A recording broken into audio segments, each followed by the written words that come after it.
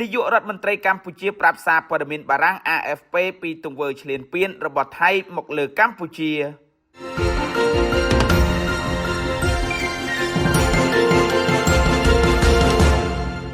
នៅថ្ងៃទី25ខែកុម្ភៈជាថ្ងៃចុងបញ្ចប់នៃដំណើរទស្សនកិច្ចនៅទ្វីបអឺរ៉ុបសម្ដេចធិបតីហ៊ុនម៉ាណែតនាយករដ្ឋមន្ត្រីកម្ពុជាបានផ្ដល់បទសម្ភាសន៍ពិសេសផ្ដាច់មុខដល់ទីភ្នាក់ងារសារព័ត៌មានបារាំង AFP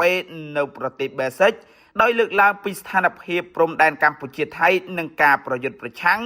នឹងការឆបោកតាមប្រព័ន្ធបច្ចេកវិទ្យា Scam Online AFP បានសរសេរព័ត៌មានពីដាច់ដោយឡែកអំពីការឈ្លានពានរបស់ថៃមកលើកម្ពុជា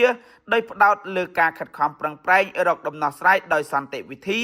និងឈរលើមូលដ្ឋានច្បាប់និងការប្រឆាំងនឹង Scam Online ហើយត្រូវបានសារព័ត៌មាននានានៅលើពិភពលោកបានដកស្រង់ទៅផ្សព្វផ្សាយបន្តជាបន្តបន្ទាប់នេះបើយោងតាមការចុះផ្សាយរបស់ទូរទស្សន៍ជាតិកម្ពុជាតតកនៅថ្ងៃទី26ខែកុម្ភៈជុំវិញបញ្ហាចំនួនព្រំដែនកន្លងទៅសម្ដេចធិបតីហ៊ុនម៉ាណែតបានថ្លែងប្រាប់សារព័ត៌មាន Reuters និង Fox News ដោយចង្អុលចំទៅកាន់ថៃថាកងកម្លាំងថៃបានកាន់កាប់ជ្រៅចូលទៅក្នុងទឹកដីកម្ពុជានៅតំបន់ជាច្រើនហួសពីផែនទីដែលថៃបានគូសជាឯកតោភាគីគ្មានការទទួលស្គាល់ពីអន្តរជាតិសម្ដេចធិបតីថានេះមិនមែនជាការចោទប្រកាន់ទេប៉ុន្តែវាជាការពិតនៅលើដីផ្ទាល់កាលពីសង្គ្រាម21ថ្ងៃក្នុងអំឡុងខែធ្នូឆ្នាំ